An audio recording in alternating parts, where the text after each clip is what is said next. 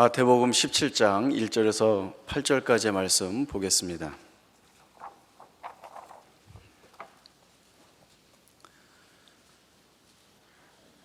마태복음 17장 1절에서 8절까지의 말씀 보겠습니다. 엿새 후에 예수께서 베드로와 야고보와 그 형제 요한을 데리시고 따로 높은 산에 올라가셨더니 그들 앞에서 변형되사 그 얼굴이 해같이 빛나며 옷이 빛과 같이 휘어졌더라.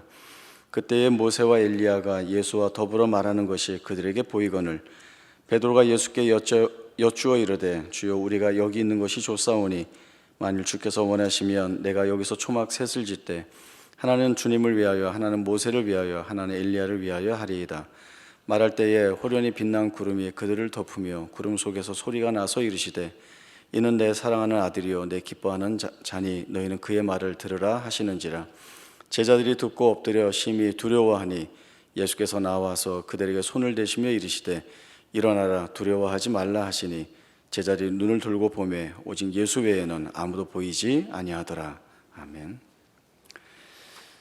마태복음 16장에서 예수님은 제자들에게 사람들이 인자를 누구라 하느냐라는 질문을 통하여서 예수님의 메시아 신분에 관하여는 베드로의 고백을 통하여서 주는 그리스도시요 살아계신 하나님의 아들이십니다 라고 하는 사실을 분명히 드러내셨고, 또 메시아의 사역에 대하여서는 이제 예루살렘에 올라가 많은 고난을 받고 죽음을 당할 것이다 라고 하는 말씀을 주셨습니다.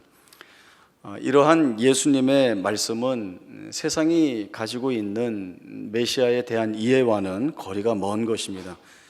그러나 예수님이야말로 구약에서 예언된 메시아이시고 또 예수님의 메시아 사역은 구약 말씀처럼 고난을 통하여 영광을 이루어내시는 것임을, 또 그 영광을 향하여 나아가는 것임을 분명히 말씀하셨습니다. 이제 오늘 저희가 읽었던 본문인 마태복음 17장에 보면 우리가 흔히 일명 변화산 사건이라고 하는 한 내용이 나오고 있습니다. 예수님이 여러 제자 중에서 베드로와 야고보와 또 요한을 데리시고 따로 불러 올라가시게 됩니다. 그리고 그 산에서 예수님의 모습은 이전의 모습과는 다른, 세상의 모습과는 다른 얼굴이 해같이 빛나고 또 그 입고 계신 옷이 빛같이 휘어지는 그러한 광경을 목격하게 됩니다. 뿐만 아니라 모세와 엘리야가 그 자리에 나타났고 예수님과 대화를 나누었고, 또 하늘에서는 하나님이 이는 내 사랑하는 아들이요 내 기뻐하는 자니 너희는 그의 말을 들으라 라고 하는 하나님의 음성이 들리기도 합니다. 이러한 본문의 내용들을 하나하나 살펴보면 이 본문이 지니고 있는 외적인 내용에 치중하고 있는 것은 초월이라고 하는 문제입니다. 일상적이지도 않고 일반적이지도 않는 일들이 몇 가지나 겹쳐서 일어나고 있습니다. 그러나 이 본문은 초월만 이야기하고 그래서 많이 놀랬다 이렇게 이야기하고 지나가지는 않습니다. 이러한 말씀을 주시면서 분명히 의도된 훨씬 깊은 뜻이 그 안에 담겨져 있습니다. 예수님은 이사야 선지자가 예언한 대로 고난의 종으로 이 땅에 오셨습니다. 메시아로 오셔서 자기를 낮추시고 죽기까지 복종하셔서 십자가에서 죽으셨습니다. 예수님의 이 십자가에서의 죽음으로 인하여서 인류의 죄는 대속하였고 또 하나님의 구속사는 완성이 되었습니다. 그러나 예수님이 오시기 전부터 또 오셔서 그리고 공생의 사역에 예수님의 말씀과 그 모든 내용들에 대하여서 세상이 지니고 있는, 그리고 세상이 요구하고 있는 그들이 가지고 있는 메시아에 대한 이해와는 계속 충돌해 왔고, 또 가장 가까이에 있는 제자들까지도 그 메시아의 이해에 대한 내용으로 부딪혀야 했습니다. 세상에서 말하는 메시아라면 고난을 당하지 않아야 되지 않는가, 메시아라면 실패한 것 같은 죽음으로 끝내서는 안 되지 않는가라고 하는 이러한 말을 하고 있습니다.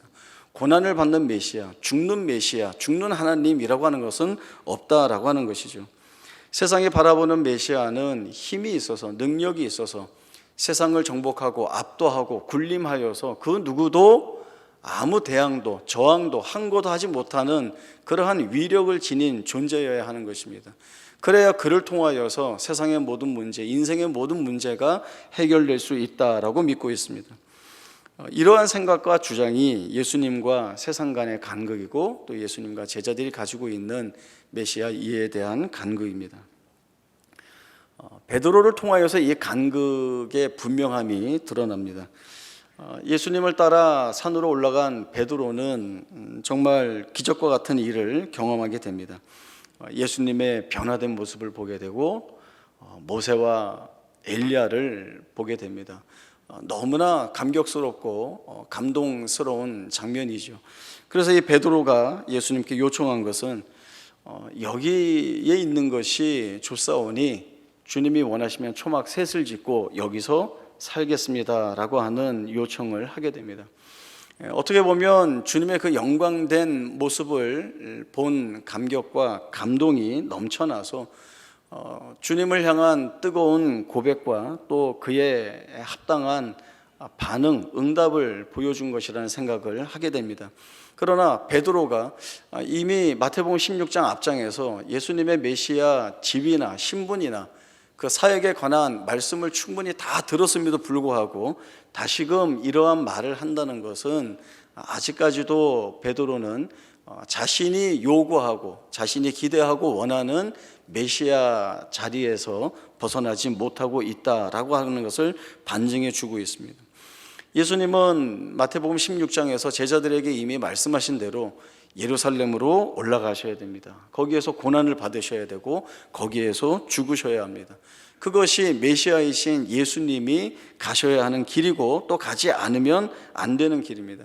그러나 베드로는 예수님이 올라가셔서 고난을 받고 순환과 멸시를 받고 죽는다라고 하니까 그래서는 안 된다라고 하는 것이죠.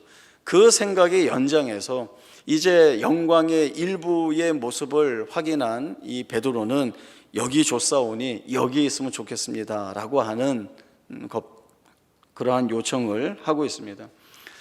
사실은 이 또한 사탄아 내 뒤로 물러가라 너는 나를 넘어지게 하는 자로다 라고 하는 꾸중을 들을 만한 말이 되고 있습니다.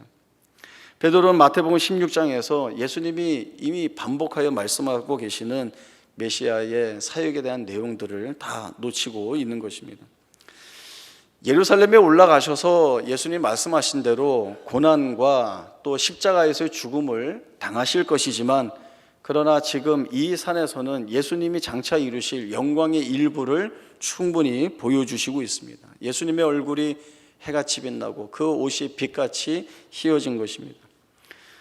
또 예수님이 예루살렘에 올라가셔서 군사들에게 많은 수치와 모욕을 당하시고 그 옷이 벗겨져 찢어지겠지만 그러나 지금 이 산에서의 장래의 영광과 같이 그 예수님이 입고 계신 옷이 빛같이 휘어지는 증거도 보여주고 있습니다. 십자가 밑에서 예수님을 조롱한 자들이 있었습니다. 내가 만약 하나님의 아들이어든 내려와 봐라 라고 하는 그러한 조롱의 말을 듣지만 지금 영광의 증거가 되는 이 변화산에서는 하나님으로부터 이는 내 사랑하는 아들이요 내 기뻐하는 자다라고 하는 그러한 영광의 증거의 말씀도 듣게 됩니다. 이 모든 것이 고난을 통하여서 영광을 이루실 메시아의 영광이라고 하는 사실을 증거라고 하는 사실을 분명히 보여주고 있습니다. 베드로는 이미 마태복음 16장에서 그리 마옵소서 하고 주님을 가로막았었죠. 그리고 지금 여기에서는 여기가 좋사오니 라고 하고 있는데 그래서는 안 되는 겁니다. 예수님의 제자라고 한다면 예수님과 같이 그 길을 가야 하는 겁니다. 예수님이 당하신 고난을 같이 당해야 하고 예수님이 죽는 자리에서 같이 죽어야 합니다.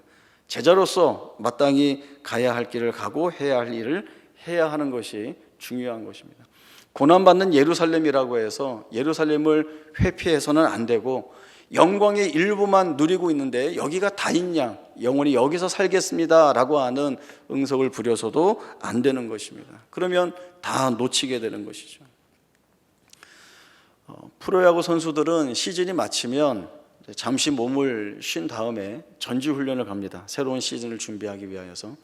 그 전지훈련을 가는 목적은 새로 시작되는 시즌에 열심히 준비를 해서 실력 발휘를 하려고 하는 거죠. 그래서 이제 가서 자기의 부족한 점들을 보완하기 위해서 애를 씁니다.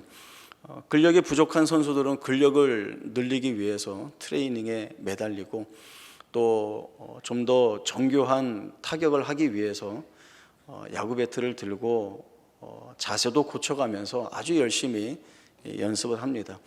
또 투수들은 새로운 구질의 공을 연구해 내어야 또 자기가 승수를 많이 쌓을 수 있으니까 또 그 연습을 하기 위해서 애를 많이 씁니다. 이 전지훈련은 따뜻한 곳으로 보통 가거든요. 이제 운동 연습을 많이 해야 되니까 날씨가 좋고 미세먼지 없고 좋은 데 가서 하게 되는데, 그러나 사실 그 전지훈련장은 전쟁터와 같습니다.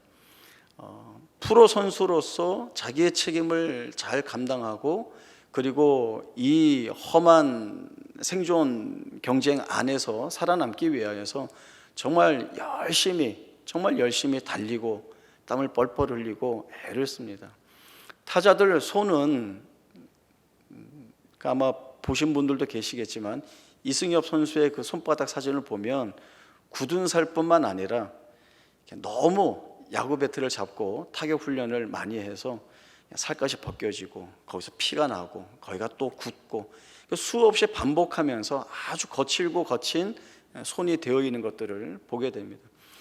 정해진 시간에 타격 훈련을 하고 그리고 특별 시간을 만들어서 하고 싶은 사람 오라고 해서 또 특별 훈련을 하고 그리고 피곤하니까 다 쉬러 들어간 밤늦게 혼자 훈련장에 남아서 수백 번 수천 번 야구 배트를 휘두르면서 연습하는 거죠.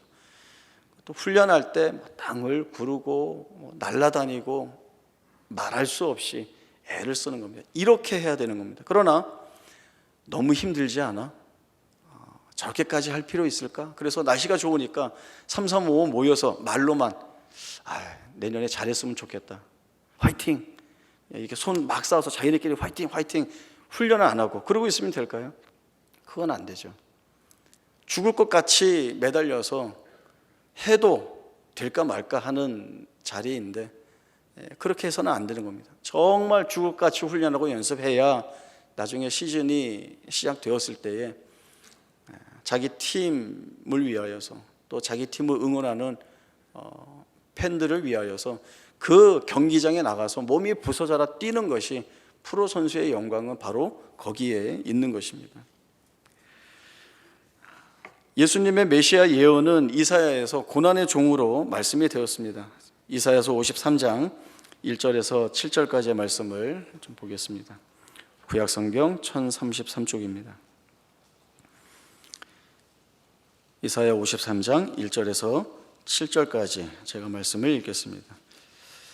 우리가 전한 것을 누가 믿었느냐? 여호와의 팔이 누구에게 나타났느냐? 그는 주 앞에서 자라나기를 연한 순 같고 마른 땅에서 나온 뿌리 같아서 고운 모양도 없고 풍채도 없은즉 우리가 보기에 흠모할 만한 아름다운 것이 없도다. 그는 멸시를 받아 사람들에게 버림받았으며 강고를 많이 겪었으며 질고를 하는 자라. 마치 사람들이 그에게서 얼굴을 가리는 것 같이 멸시를 당하였고 우리도 그를 귀히 여기지 아니하였도다. 그는 실로 우리의 질고를 지고 우리의 슬픔을 당하였거늘 우리는 생각하기를 그는 징벌을 받아 하나님께 맞으며 고난을 당한다 하였노라. 그가 찔림은 우리의 허물 때문이요 그가 상함은 우리의 죄악 때문이라. 그가 징계를 받음으로 우리는 평화를 누리고 그가 채찍에 맞음으로 우리는 나음을 받았도다. 우리는 다 양 같아서 그릇 행하여 각기 제 길로 갔거늘 여호와께서는 우리 모두의 죄악을 그에게 담당시키셨도다. 그가 곤욕을 당하여 괴로울 때에도 그의 입을 열지 아니하였으며 마치 도수장으로 끌려가는 어린 양과 털 깎는 자 앞에서 잠잠한 양같이 그의 입을 열지 아니하였도다. 고난의 종을 설명하는 이 말씀에는 그 어떤 좋은 이야기도 나오고 있지 않습니다. 우리가 보기에 흠모할 만한 것이 아름다운 것이 없도다. 우리도 그를 귀히 여기지 아니하였다. 여호와께서는 우리 모두의 죄악을 그에게 담당시키셨다. 마치 도살장으로 끌려가는 어린 양과 털 깎는 자 앞에 선 잠잠한 양같이 그 입을 열지 아니하였다라고 하는 내용들만 나오고 있습니다. 그 어디에도 힘이나 능력으로 보상이나 승리나 영광을 취했다라고 하는 말씀은 한 군데도 없습니다. 다만 하나님이 이루실 구원의 역사 그 앞에 잠잠히 순종하시는 모습만 나오고 있습니다. 그러나 하나님께서는 이 고난의 순종함으로 하나님의 구원의 역사를 완성하신 이 메시아의 사역에서 하나님의 놀라우신 영광을 이끌어내시고 있습니다. 신약성경 빌립보서 2장 5절에서 11절까지 말씀 보겠습니다. 신약성경 319쪽입니다. 빌립보서 2장 5절부터 11절까지 말씀 제가 읽겠습니다. 너희 안에 이 마음을 품으라. 곧 그리스도 예수의 마음이니 그는 근본 하나님의 본체시나 하나님과 동등됨을 취할 것으로 여기지 아니하시고 오히려 자기를 비워 종의 형체를 가지사 사람들과 같이 되셨고 사람의 모양으로 나타나사 자기를 낮추시고 죽기까지 복종하셨으니 그 십자가에 죽으심이라. 이러므로 하나님이 그를 지극히 높여 모든 이름 위에 뛰어난 이름을 주사 하늘에 있는 자들과 땅에 있는 자들과 땅 아래에 있는 자들로 모든 무릎을 예수의 이름에 꿇게 하시고 모든 입으로 예수 그리스도를 주라 시인하여 하나님 아버지께 영광을 돌리게 하셨느니라. 아멘. 예수님은 하나님이 사람이 되셨고 자기를 비우시고 자기를 낮추시고 십자가에 죽기까지 복종하셨습니다. 고난을 받고 죽으셨습니다. 이렇게 되면 세상에서는 다 끝났다라고 이야기하는 자리이겠지만 하나님은 여기에서 그 모든 것들을 바꾸어서 승리와 영광의 내용으로 만들어내셨다라는 말씀을 주시고 있습니다. 하나님의 그를 지극히 높여 모든 이름 위에 뛰어난 이름을 주시고 하늘에 있는 자들과 땅에 있는 자들과 땅 아래에 있는 모든 자들이 예수의 이름에 무릎을 꿇게 하시고 또 예수의 이름에 모두가 주라 시인하여 하나님 아버지께 영광을 돌리게 하시는 일들을 이 하나님이 이루어내신 것입니다. 예언과 예언의 성취와 그 영광이 그대로 이 안에 다 녹아져 들어 있습니다. 그래서 예수님이 가신 길이 맞으며 우리에게 가라고 하신 그 길이 맞다라고 하는 것을 보게 됩니다. 베드로처럼 여기가 좋사오니 하고 눌러 앉을 수는 없는 것입니다. 감격과 감동에만 매달려서 가야 할 길을 가지 않는 것은 안 되는 것입니다. 예수님이 예루살렘으로 올라가 많은 고난을 받고 죽어야 한다라고 했다면 예루살렘으로 올라가야 하고 고난을 받아야 하고 죽어야 하는 그 자리에 있는 것이 예수님이 말씀하신 제자들에게 주신 말씀, 자기를 부인하고 자기 십자가를 지고 주를 쫓는 것이다 라는 말씀이 되는 것입니다. 우리 모두가 이 말씀을 잘 알고 있습니다. 그러나 이 말씀을 성경 어디에 있는 멋진 구절로만 암송을 하고 기억하는 것으로만 내버려 두어서는 안 됩니다. 이 말씀을 살아내고자 하는 열심이 있어야 되는 거죠. 그러나 그 누구도 쉽게 이 길을 가지 않으려고 합니다. 왜 그럴까요? 제가 생각할 때에는 두려움 때문이라는 생각이 듭니다. 자기를 부인하고 자기 십자가를 지고 주를 따라가기 위해서는 모든 것들을 다 내려놓아야 된다. 내가 힘으로 삼았던, 능력으로 삼았던, 내가 이거면 세상을 압도할 수 있다라고 생각했던 모든 것들을 다 내려놓아야 하기 때문에 그렇습니다. 다 내려놓으면 두려운 마음이 드는 것 같죠. 그동안 무기를 가지고 있었는데 무기가 없다, 나는 이제 손에 잡은 것이 아무것도 없다, 두려운 마음이 드는 것 같습니다. 세상이 나를 얕볼 것 같고 세상 앞에 내가 휘둘릴 것 같고 그 세상 앞에서 내가 아무것도 할 수 없을 것 같은 두려움에 쌓여 있는 것입니다. 그러나 주님이 고난의 길을 가셨지만 그 고난 가운데서 이루실 일들을 다 이루시고 하나님의 영광을 완성하신 모습들을 본다면 그러면 우리가 하나님 앞에 부름받고 구원받고 또 하나님의 말씀대로 주와 같은 그 길을 가라고 명령받은 저희로서는 그 주님이 이루어 놓으신 명확한 증거들을, 결과들을 우리가 다 보았기 때문에 우리가 그 길을 쫓아가는 일에 있어서 두려워해서는 안 되는 것입니다. 예수님이 이루신 결과들이 너무나도 뚜렷합니다. 예수님이 가신 그 길은 세상이 인정하지 않고 또 인정하지 않을 뿐만 아니라 세상에 방해하고 가로막았지만 그러나 예수님은 이루어내셨습니다. 실패하지 않았습니다. 고난 속을 뚫고 지나가셔서 영광을 이루셨습니다. 그렇기 때문에 예수님이 가신 이 길을 우리가 쫓아가는 일에 두려움을 가져서는 안 됩니다. 우리 생각에, 우리 눈에 우리가 생각하는 조건에 걸리는 그러한 것들이 있다 할지라도 하나님이 예수님에게서 그 일을 하셨듯이 이 모든 것들을 뛰어넘어 마침내 영광을 이루어내시는 그 하나님의 일하심이 내 삶 속에서, 내 생애 속에서 그 결과들을 만들어낼 것이다 라고 하는 믿음을 가지고 하나님의 가게 하시는 그 길을, 주님이 따라오라고 하는 그 길을 향하여서 한 걸음 한 걸음 내디뎌야 하는 것이 내가 주님의 제자다라고 하는 우리의 고백에 맞는 합당한 모습이 되는 것입니다. 그래서 이렇게 이야기하면 메시아의 사명, 예수님이 이루신 일, 영광, 제자도, 승리의 길, 막 이렇게 거창해지니까 어디에서 시작해야 될지 모르는 거예요. 너무나 거창하고 너무나 숭고해서 뭘 해야 될지를 놓치고 있는 것 같습니다. 그러다 보니까 지금 여기에서 작더라도 내디뎌야 할 그 일들을 못하고 있는 것이 우리의 현실이라는 생각들을 하게 됩니다. 그러니까 해야 되죠. 작은 일이라도 해야 되는 거죠. 그래서 뭘 해야 될까? 내가 오늘 설교 말씀을 통해서 어떤 제시를, 어떤 작은 일을 같이 하자고 말씀을 드려야 될까 고민했더니 그리스도의 마음을 품고 다른 사람을 이해하자. 이게 어려울 수 있을까요? 그리스도 예수의 마음을 품고 다른 사람을 이해하는 것, 이해하려고 애쓰는 것, 이것이 있어야 되지 않겠습니까? 어제 라디오에서 들은 이야기인데요. 미국 애틀란타에 사는 한 대학생인데 5개월 된 딸을 두었답니다. 학교에 수업을 들으러 가야 되는데 그날 아내도 급한 일이 있어서 아이를 봐줄 사람이 없는 거예요. 그래서 고민 끝에 그 아이를 안고 대학 수업에 들어갔답니다. 자기 제자의 모습을 본 교수님의 반응이 놀라웠습니다. 넌 필기를 해야 되니까 애를 나를 다오.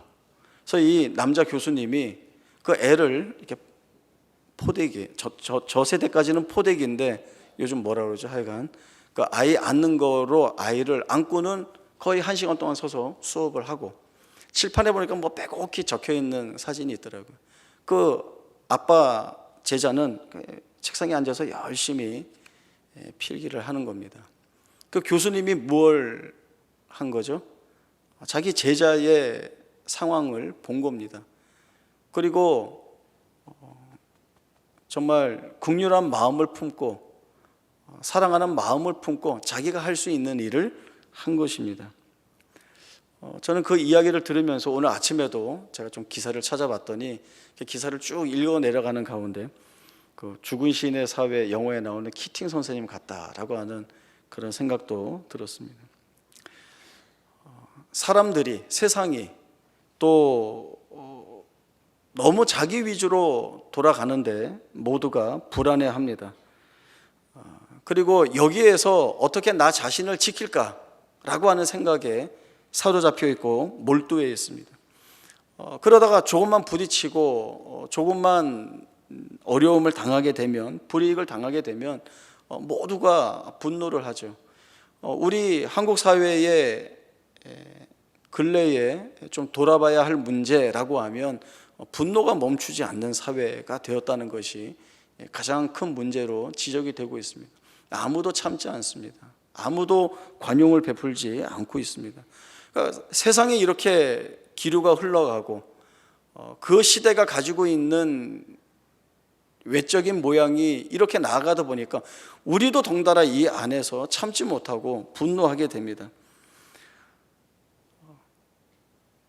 누가 이제 조언을 해주면 참지 마. 너가 왜 참어? 다른 사람 생각하시고 너 자신만 생각해 라고 하는 이야기를 하는데 그러면 안 되는 거죠. 예수님이, 하나님이 우리를 참지 않으셨다면 누가 이 자리에 앉아 있겠습니까?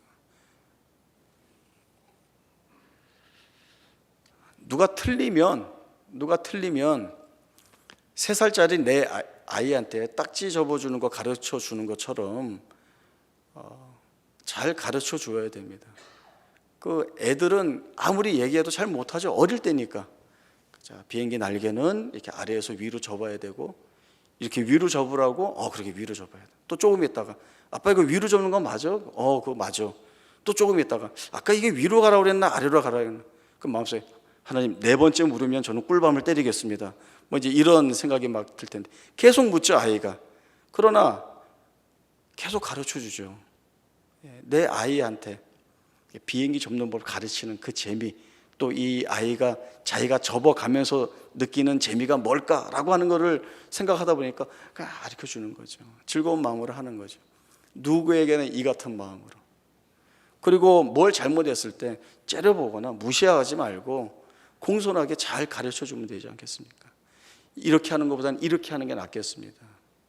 같이 이야기를 나누고 바꿔가는 일에 모두가 이 사랑과 자비로운 마음과 긍휼의 마음을 가져야 하는 겁니다. 그래서 제가 연습을 하나 드리려고 합니다. 훈련을 하나. 예배 시간에 핸드폰이 울리면 쳐다보지 마세요. 사실은 본능으로 쳐다보게 돼 있거든요. 그러면 본능으로 또 째려보게 돼 있어요. 그러니까 쳐다보지 마세요. 이렇게 고개가 돌아가려고 그럴 때 그 본능을 훈련으로 잡으세요. 안 돌아가게. 그리고 그 벨소리가 꺼질 때까지 참으세요. 이제 문제는 자기 핸드폰이 울리는데 모르시는 때가 있거든요. 이제 그때는 어떻게 해야 될까라고 해서 제가 정답을 써왔습니다. 전화 건 사람이 끌 때까지 참는다. 상관없습니다. 뭐 제가 이렇게 상관없다 그러면은 또 누가 야 예배를 넌 가벼이 여기냐 뭐 그럴 텐데 지금 그 얘기하고 있는 거 아니거든요.